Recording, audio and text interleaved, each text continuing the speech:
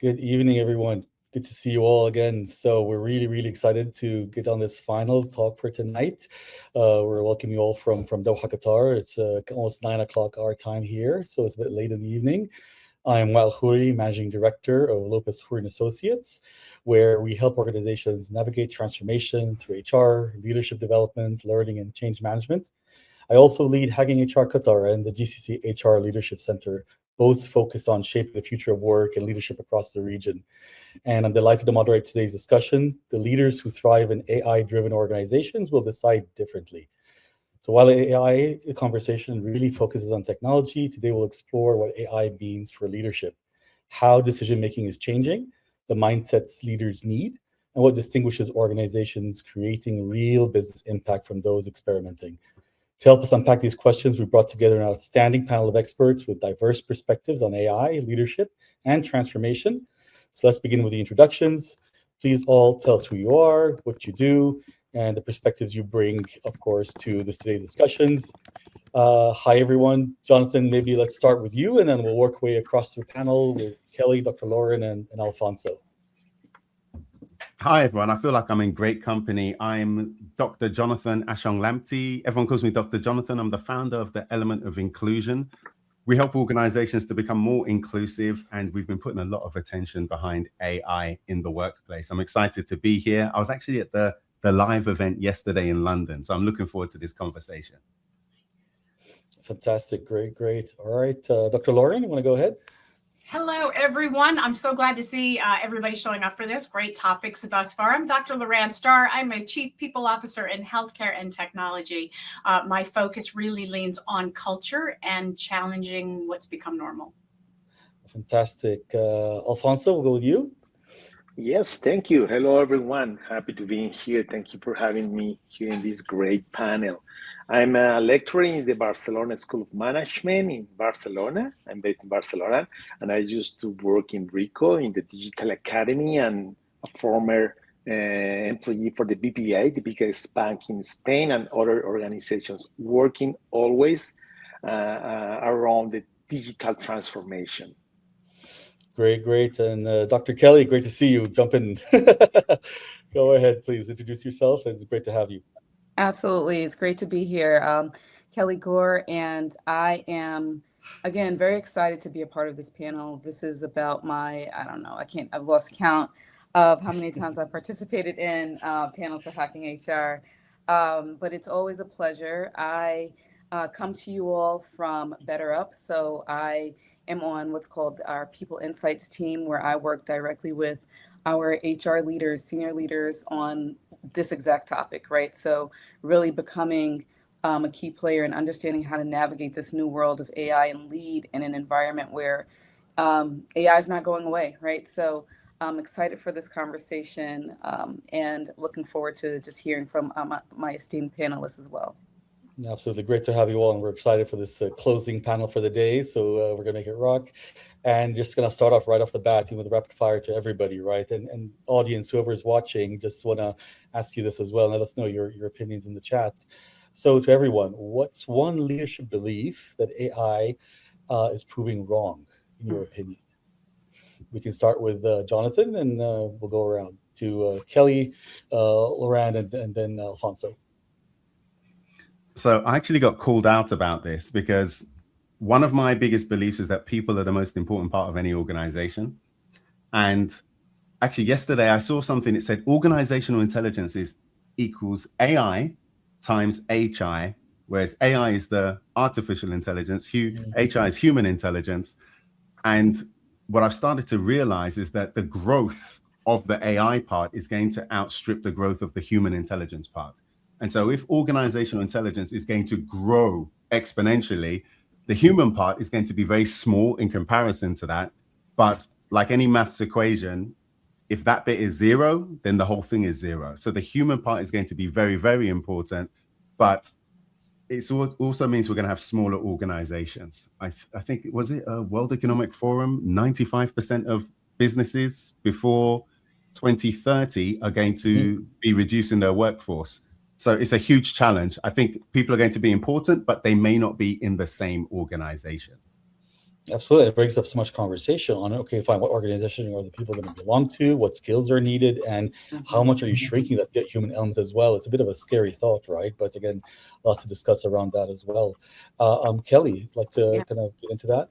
Absolutely. So I think, it's AI is shifting leadership from authority based to knowledge to authority based on judgment. And, I think, the leaders who are going to thrive are the ones that are intellectually curious, not just experienced. So I think it's, when I think about 10 years ago, right, it was the most experienced person in the room, that's the one that, everyone defaults to. But it's really around like the person that is able to make the best decisions, leveraging AI, leveraging the tools. And so it's, when I think about leadership, it's becoming less about, just the smartest person and more around like the person that's able to orchestrate intelligence, and that's human and artificial.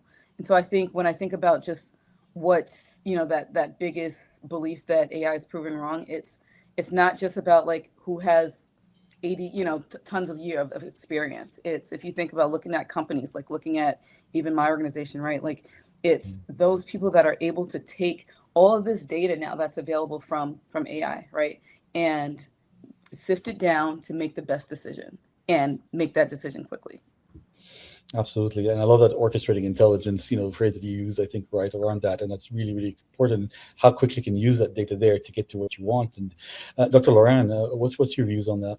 Yeah, I'm very much in alignment with Dr. Kelly on this, as well as Dr. Jonathan. I think the biggest misnomer is that leaders need to have all the answers for AI. We don't, right? Like artificial intelligence is a tool that we should be utilizing. AI has made information at the fingertip, at abundancy. The leader in the room doesn't have to be the smartest person in the room anymore. It's all about asking the smarter questions. And right from that leadership lens, it's all about asking the right questions. And that in and of itself poses another issue for AI. Does leadership know what those questions are? Absolutely. And the data is saying right now, they don't. So. Yeah, it's very interesting how this is developing. Dr. Alfonso, what's your thoughts? Yeah, I think I'm fully aligned with the previous ideas. I just want to add this, that I'm sure that in an AI-driven organization, the people first idea is more important than ever. I'm pretty sure of that. And I think that leadership is not longer about concentrating not only power or decisions, but even intelligence at the top. Leadership is about distributing intelligence across the organization, including AI for sure, but giving people the agency, the capabilities, and the guardrails to make better decisions with AI, using AI, and even collaborating with AI. Then for me, this is very important. And I will be sharing some ideas regarding the distributed intelligence in the organization. Yeah, fantastic, great, and brings us to the next question, Dr. Jonathan. You work with leaders who believe they're ahead in AI, right? Because their teams are using the tools and all that, right? So, what's the big solution leaders have about AI adoption today? Do you know what the biggest illusion is? Is they think they're ahead. That's the illusion. They think they're ahead with AI adoption, but they're not. They're not at all. I personally, in the past 6 weeks, have spoken to probably about 250 leaders, HR leaders, and I asked them, like, how are you using AI? And there were three questions. One, it was nearly always co-pilots. Two, they were scared to use it for security concerns. And three, they just said no. And the ones, when I pushed the people who were using it for Copilot, typically it was just for emails and reproducing dashboards. So it wasn't as sophisticated as they thought. So I think the biggest illusion is that they are further ahead. There's so much more to learn, and they're not doing it as much. Or they're just focused on adoption, leaderboards, focusing on how much people are using it instead of the actual value that they're generating. And I'm sure we'll get into that later about what value means, what productivity actually means.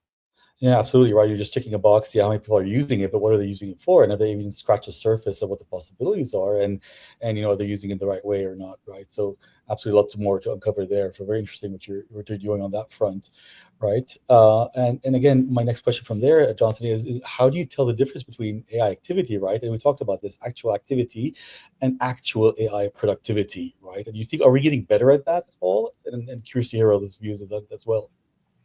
Well, I'm going to use a key word, and I think Dr. Lauren is going to like this. It's evidence. Like she literally wrote a book called Evidence-Based Inclusion. So, plug for her book. But I think people need to draw a distinction between data and evidence. And a quick example would be like data is my height. I'm 6'3". You can't see it because I'm sitting down now, but I'm 6'3". That's data. Evidence would be, am I tall? Am I short? Am I average height? Whatever. So we need to make sure that the outputs, the activity is actually going to be useful, typically for business outcomes, and not enough people are doing that. So if you want to draw that distinction, make sure that the evidence that you're gathering, and it's typically for a claim, a hypothesis, or an assumption, and frankly, I'll push you towards claims and hypotheses. Whatever you do, does it support a claim that you're making? Oh, we thought this, and now we've proved that with the AI. That makes it practical and useful instead of just being busy pushing buttons and producing dashboards no one reads. Yeah, and Dr. Laurent, this seems to be an area you're very much passionate about, I guess, right? What are your thoughts on what Jonathan just said? Yeah, I think that's spot on. I think, we've gotten to a point with artificial intelligence that we think it's just one thing. And, I always push back when I talk about, AI in the organization is there needs to be an AI committee that's staying on top of the changes, because AI today will be totally different tomorrow. So I agree with you, Jonathan. Dr. Jonathan, I think that we're not as far along as a lot of people think we are. No, absolutely. And Alfonso, I'll go to you next. Given your work with AI literacy and workforce transformation, what leadership shift is required to move from AI awareness to better decisions, really at a scale, right? What are your thoughts on getting to that level? Yeah, I think that I have some ideas that are very well connected with the previous ideas, and I think that in the most of the organization that they are working on this adoption AI or AI fluency even, they are working with AI to do the same work that they have been done in the past. And they are forgetting about how to redesign the work itself.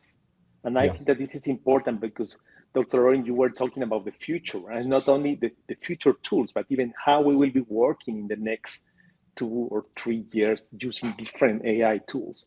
And I think that the most of the organization focus on tools, pilots, and individual productivity. I'm pretty sure of this. But they do not analyze how tasks or decisions and workflows must change. And I think that this is the key topic. The most of the organizations, they are not thinking on the distributing of AI and how this requires redesigning work. And I'm sure that you will remember this, Jonathan, from yesterday and the AI Live event.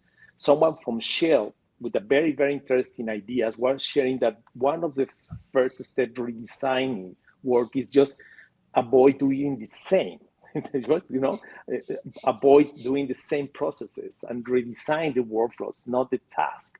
And I'm sure that this is a big element for the leadership, how to redefine what humans must retain and how intelligence will be distributed and how agency and accountability flow across the organization. I'm sure that these are very important in these topics. And just to finish my idea, I think that we need to move from the pilot, the tools, or the individual productivity to this kind of co-design the workflows and decide how we'll be working in the future, if possible. Absolutely. Sure.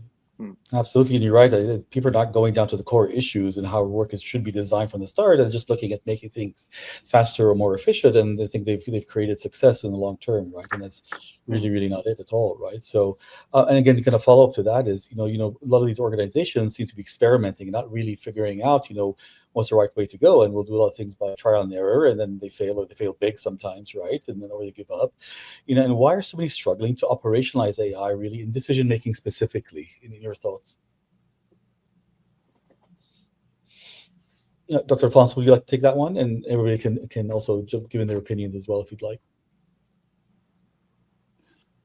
Sorry, again? Did you hear the question? No, sorry. I lost the last 30 seconds. Sorry. Okay. What I was saying is that a lot of companies seem to be really experimenting with this, right? There are many struggling to operationalize AI in decision making, right?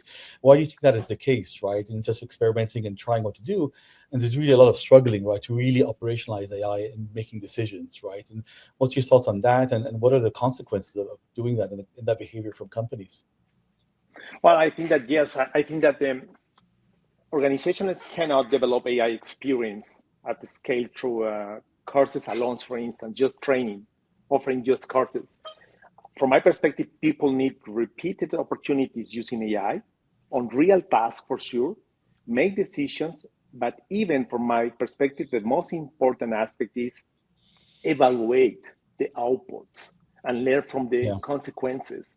And this should be something share with the leaders, share with the team, and share with the peers, not only as an individual task. I'm sure that we have a lack of opportunities on this aspect.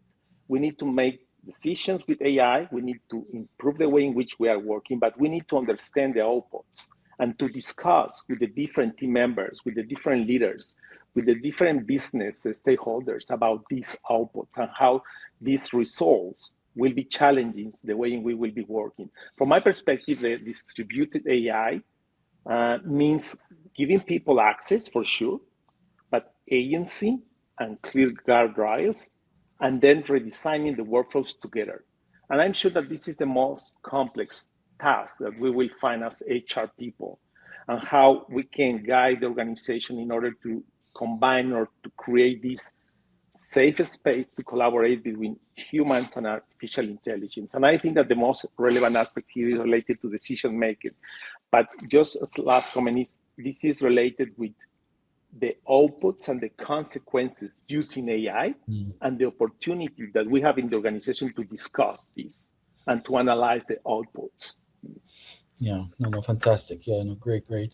And Kelly, to jump in here. I'm dying. Yeah, please, Dr. Lauren, all yours. Go in. But I'd love to jump in here, you're getting excited. Because here's the thing, right? Most organizations don't have an AI problem. They have a leadership problem, my friends. Right? I mean, it's great to say, hey, we've got to create all these structures and whatnot, but leaders don't want to adopt.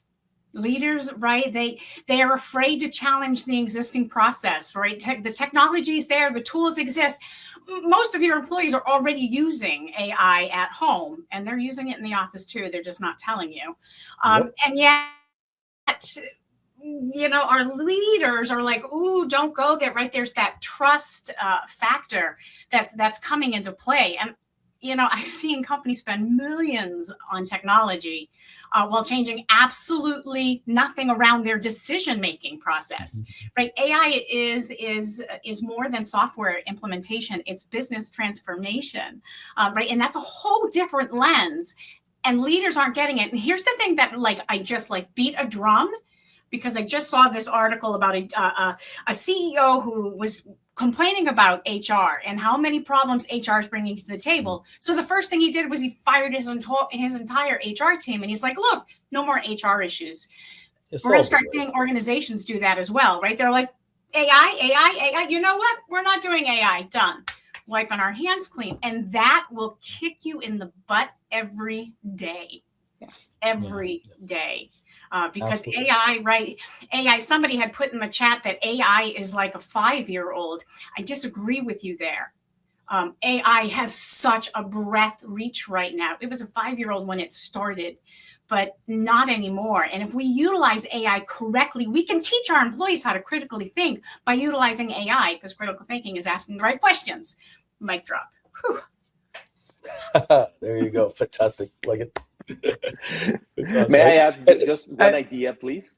Yeah, Doctor. Yes, last one, because it was fantastic. Thank you so much. Because I was thinking, listening to you, that the organizational challenge is to turn every AI opportunity, every task transformed using AI, every workflow transformed using AI, and even every decision using AI into a learning opportunity. And I'm sure that in so many organizations, we are losing this opportunity because we are not thinking about it. We are not discussing this. Then for me, this is very important. And I think that it's very close related to your idea.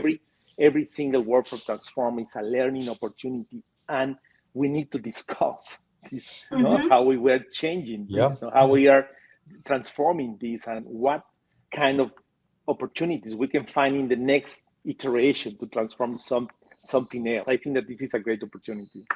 Yeah, and that rate of change and learning is happening and evolving is so rapid and so quick. And still, you've got leaders who are putting their head in the sand, right, and saying, "No, we're not going to do it," or it's fine. And then either the company doesn't do it at all and gets left in the dust, or every employee is doing their own thing, like you said, Dr. Loran, right? It's like everyone's doing their own thing, and then they're using it anyway, right? So very interesting how companies take on that challenge, right? So, Dr. Kelly, again, if organizations aren't really getting value from AI, what's really holding them back, right? I mean, obviously we touched on some of those reasons, the technology, the talent, the leadership itself, right? Managing change.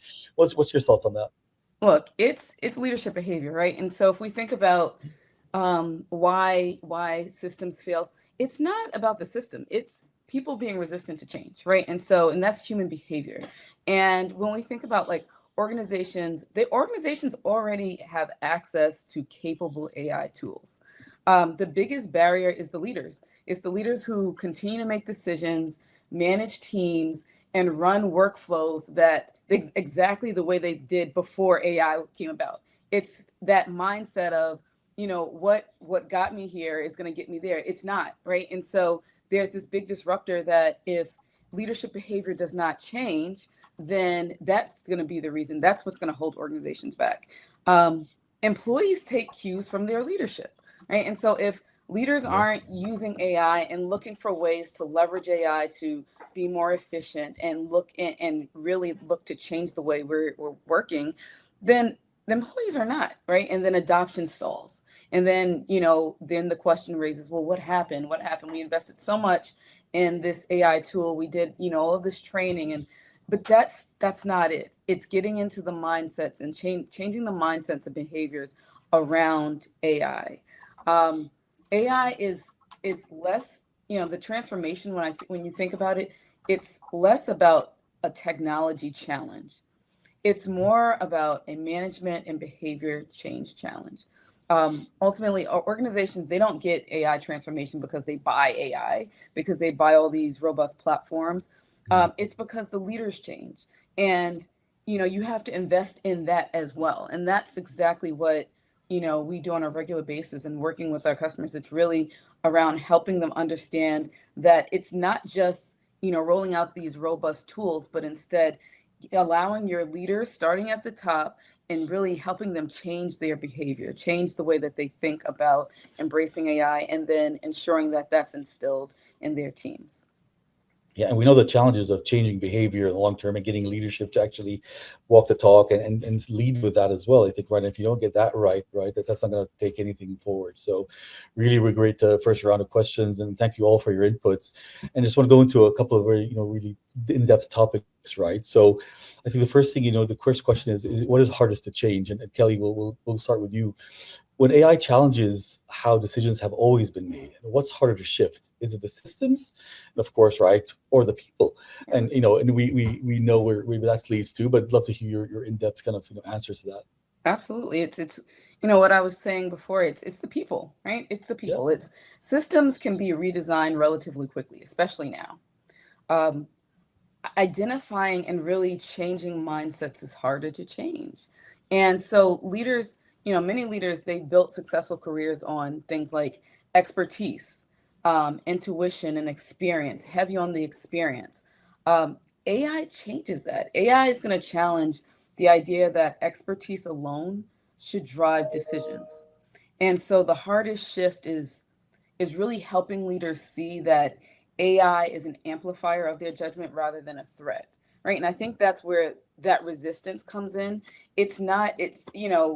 People are resistant, especially when they feel threatened, right? And so People are going to resist and push back when they don't see and understand the value. If you change your mindset from, look, this is going to amplify the way that I do work, amplify the way that I drive performance, then rather than a threat to my role, to my job security, then, you know, people will embrace it. But it's ultimately the biggest challenge is the people. It's the systems, we can change that. The technology changes fast. Human identity changes slower, and that's the reality. Yep. Yeah, so I see Dan in the comments was saying, you know, I see something different. The leaders are buying the AI, they're pushing people to use it. Normally people resist, and the final result is layoff, not because of ROI or effectiveness, but because of FOMO, AI investment needs, right? Again, you know, very interesting comments coming from the chat as well. You know, and kind of following up on that, right? If you had to bet on one thing slowing AI transformation over the next few years, right, as things evolve very quickly, would you put your money on outdated systems? And again, most likely it's going to be outdated mindsets. And do you see what's going to have those mindsets change? How do you start tackling the core issue, which was what we were going around, right? And changing that mindset, not just the systems, you know, the mindsets come first, the culture comes first. And how do you go about changing that? And whose responsibility is that? And how do you get it done? For me? Yeah, we can go with you, and then we can get to other people's views as well. Absolutely. Look, the biggest legacy system is, you know, in most organizations is the way that leaders think, you know, so it's outdated mindsets. You know, every major transformation eventually becomes a human challenge, right? Not a technical one. And so, you know, AI requires leaders to learn in public and to be vulnerable, right? And to embrace it.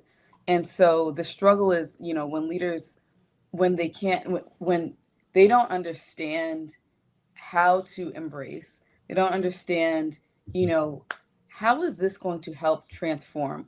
You know, it's in the chat, that was a great comment because, you know, people throw money at, it's like FOMO, right? Like, okay, well, everyone's doing this now. So everyone has to do it too. Yeah. Exactly. So now we need to do it. But it's so many more steps that need to, you know, to happen.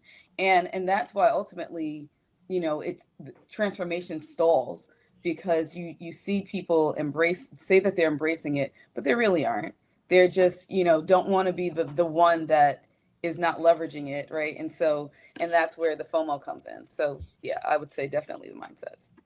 Yeah, but is it really FOMO or is it skills? I'm going to push back here a little bit because that is one thing I've noticed since the launch of artificial intelligence, right? We've been dealing with leaders that are like, I'm agile, right? I'm adaptable, I'm flexible, and AI is going baloney. Look at that. I even didn't swear. You're welcome. All right. But AI is sitting back and it's like, no, right. And what I have found in the organizations I've worked for and work with is that there is a huge skill gap around adaptability, around, right, being flexible, around doing things differently, being agile. Yeah. So is it FOMO or is it skill? I think it's both, right? So I think it's, you know, I think it's one aspect is, you know, look, I don't want to be that organization, that leader that's not embracing it. But at the same time, that's where, you know, understanding what it takes to embrace comes into play. And that's where that skill gap, where you see that skill gap not being addressed. Because it's like, okay, well, here, now we have it, but now you're not enabling your people with the skills to be successful.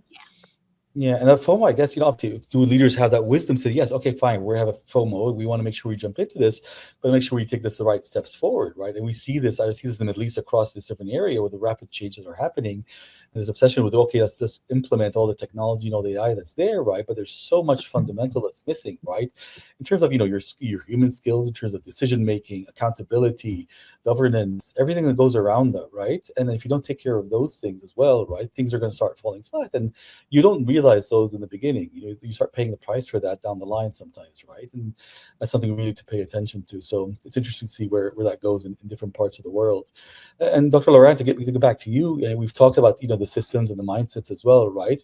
Where are leaders really making the biggest wrong assumptions about AI readiness, right? We talk about AI readiness. Are we ready to go? And then, you know, press that green button and yes, magic's going to happen, right? Where do you see the biggest mistakes happening in that front? And what is AI readiness, right? Right, I love that. Right, right. It's almost like when I look at an organization with AI. I love AI.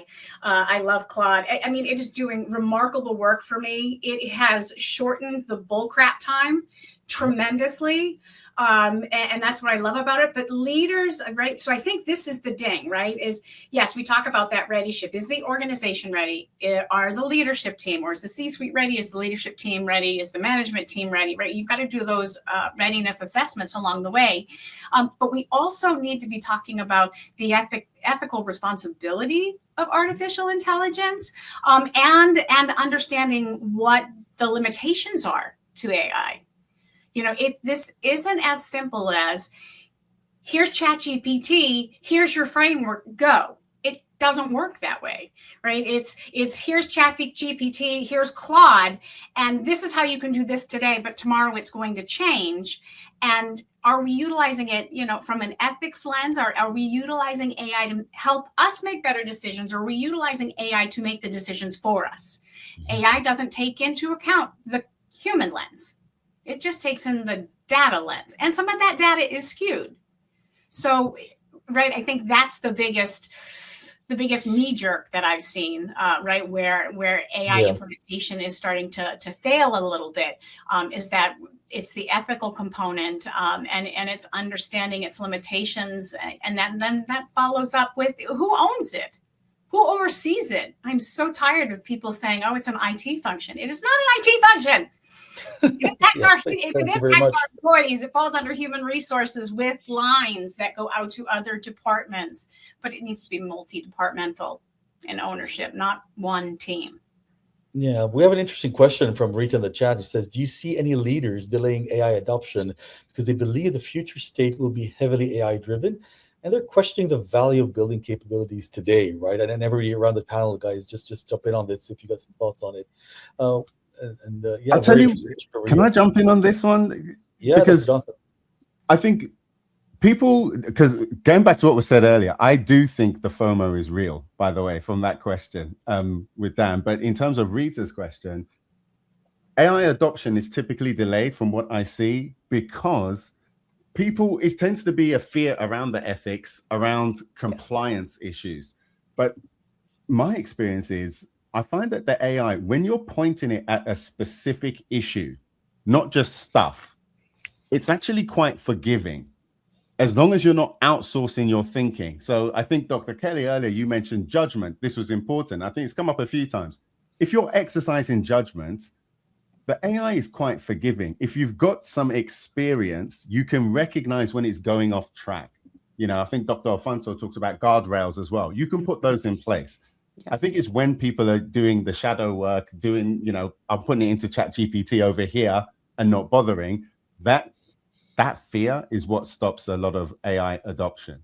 But overall, but in terms of capabilities as well, which I think is a big one, I think experience is very helpful here. And the capabilities, they can be developed very quickly if you're pointing it at the right thing and not just repeating things. So ask, does it matter? Whenever people say they're doing lots of stuff, say, oh, why does this matter? Right.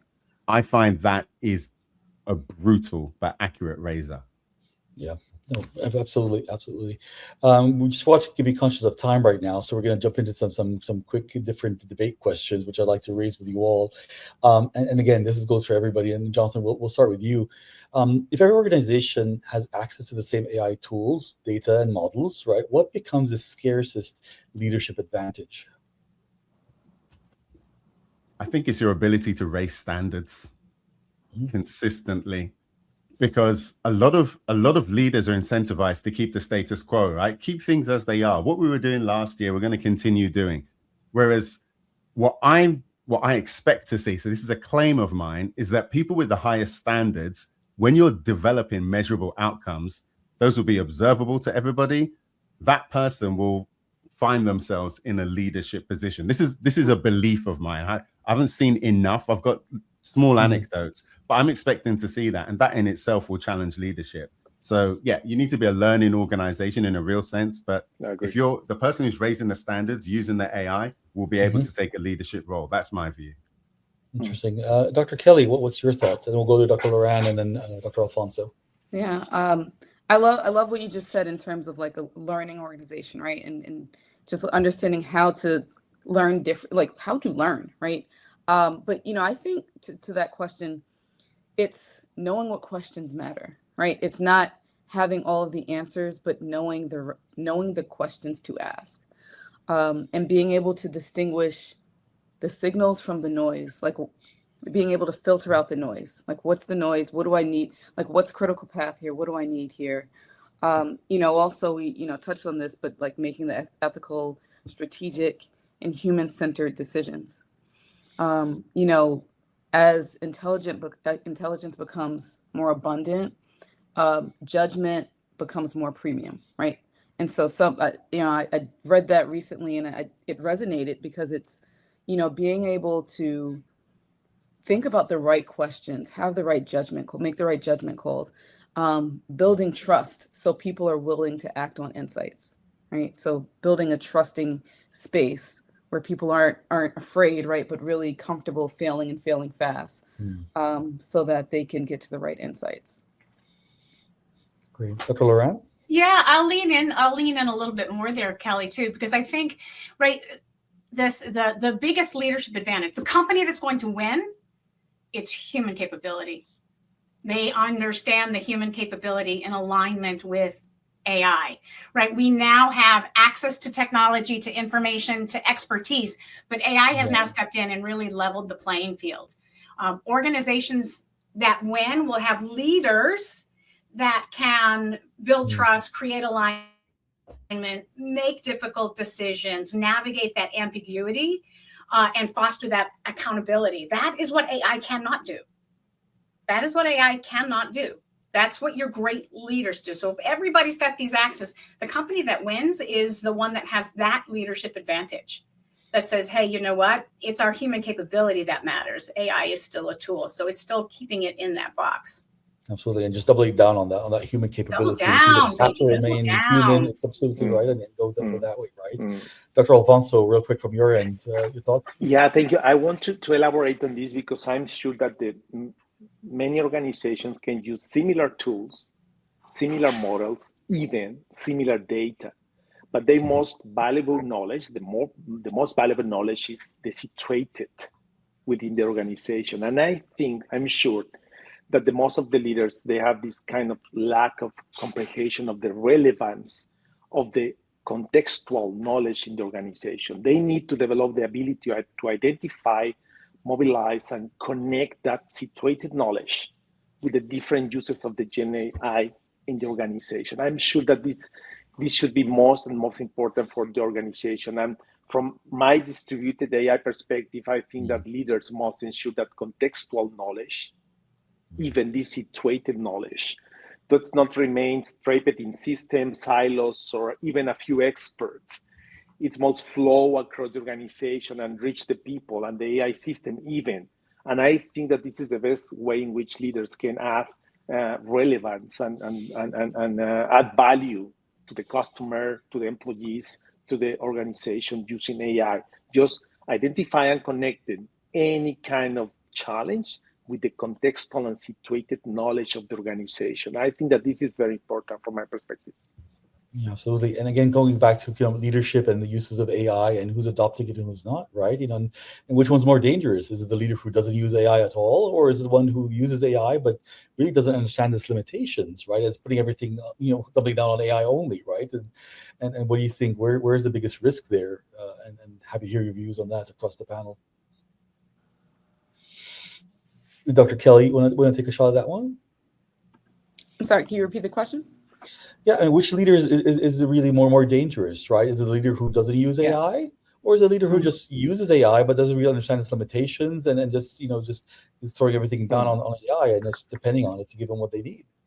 Yeah, I mean, I think they both are dangerous, right? And for different, but in different ways, but equally dangerous, right? Like the one that isn't embracing it is not embracing change, right? And so ultimately, like if you think about it, like these people that are not embracing AI and they're the resistors, right? They're going to become passengers of AI, right? As opposed to pilots and leveraging and really leveraging it in a way that's going to help increase things like efficiency and drive performance. But then the ones that are just using it willy-nilly, right, and not leveraging it in the way that it can be, then that also is a risk, right? And that's also equally dangerous because you're just kind of using it and you're not leveraging it to its maximum capacity. And so what happens with that is your people see that. And especially if you're a leader at the top, that impacts the way that you lead your team. So I think it's both, right? Like I wouldn't choose one over the other. I don't want to see either, right? I don't want to see the leader that doesn't embrace it, right? But I also don't want to see the one that's just kind of willy-nilly using it just because of, again, things like FOMO. Absolutely. And Dr. Loran, real quick, from Fiora, I see you're putting your comments into the chat and all that, right? So let's hear it. Yeah, I'm like, I'll put them in the chat because I don't know we're on that time constraint. We'll let you, but I think one of the biggest takeaways for me is that AI, that leader who uses AI without understanding the full limitations, trusting AI without verification is the new version of leadership malpractice. And you better bet your bottom dollars, lawyers are looking at this right now. Leadership malpractice. Yep. Yep. So thank you, AI. Yes. All right, I got a couple of minutes left, so we'll go 1 minute on this couple of next questions, right? So we'll start with Dr. Jonathan. If you could force every executive in the audience to adopt one AI-related leadership practice in the next 90 days, what would it be? Do you know what? I'm now thinking of what was said about AI being a 5-year-old. And so now I'm thinking show and tell, right? Just like at school. Yeah. You got to show what you're doing and tell others. If leaders were doing that, because leaders don't like to show their mistakes. So if you show and tell what you're doing, you'll make a lot of progress. And we'll get there faster. Oh, fantastic. Dr. Alfonso. Yeah, I think that just one idea, we as a leader need to redesign one real decision or even one workflow with the team. Then my advice is redesign with your team. And please do not start with the AI tool. Yeah. Do not start with the AI tool. Start with mapping the task, identify human relevance, human judgments, create value, and decide what AI should automate or augment, and establish clear accountability. I think that this is a very relevant perspective from leadership in the future. Develop this space in which the people, they can develop agency capabilities in this psychological safety space to challenge both, from my perspective, to challenge both the AI output and even the leader's assumptions. Let the people to challenge your assumptions as a leader using AI. All right, absolutely fantastic. Right, and one last question, we'll squeeze it in before Jessa gets on us, I think. So really one final liner. If you had to summarize the future of leadership in AI-driven organizations in one sentence, what would it be? All right, we'll start with Dr. Loran, go Kelly, Jonathan, and then Alfonso. Yeah, the future belongs to the leader who can combine that human judgment, adaptability, and courage with machine intelligence.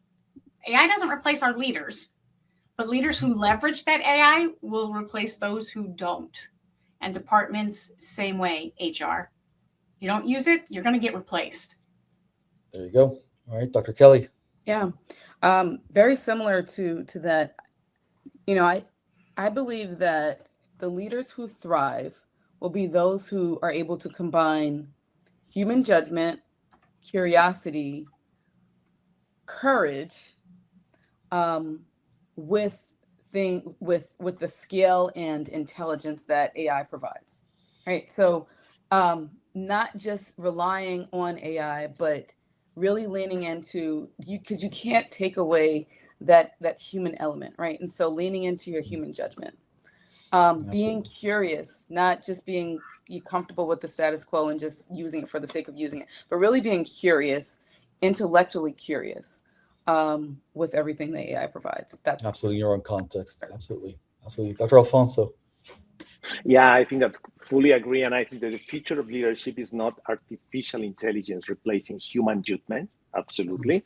But leaders distributing intelligence while keeping human agency, relevance, and accountability at the center. I think that this will be very important for leaders. Great. And Dr. Jonathan, to round us up, words of wisdom. I'll have a shorter sentence. It'll be one word, which is inevitable. It's inevitable. And so I think leaders need to think about what that means. If it's inevitable, what are you going to do with that information? And that allows us to all reconsider the future. Absolutely, absolutely. No, thank you again, all of you, for the fantastic discussion, and thank you for all the doctors on the panel. So it's fantastic to get all your inputs and insights. It's been a great discussion. Thank you so much. And again, we've got food for thought, and then lots to discuss beyond this. So I really appreciate your time, and then have a great evening.